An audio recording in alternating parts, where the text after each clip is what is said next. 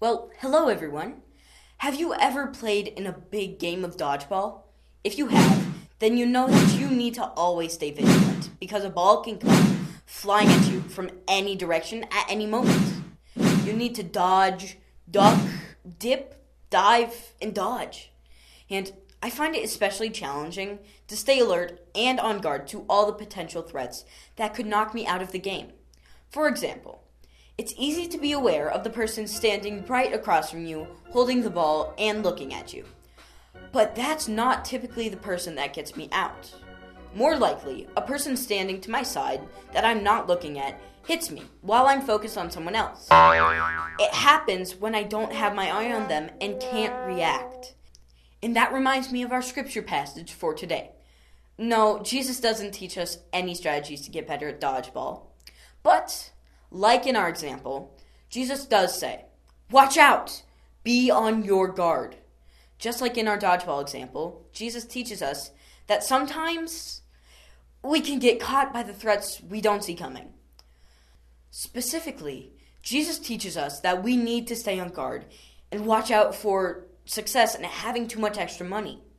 Now, normally we would think of success as a good thing. But in our scripture passage, Jesus teaches us that sometimes success can threaten our spiritual health and catch us off guard. In our passage, we see family members fighting over inheritance money or extra leftover money from someone's life.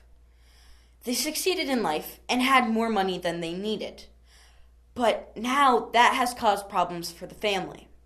Then Jesus tells a story about a farmer who has a successful crop and harvest. The farmer has so much extra that he expands his business and saves the extra so that he can have more success and so he can take it easy and just enjoy the rest of his life.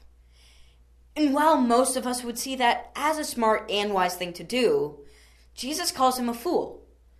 Jesus teaches us that he has missed the entire point of life.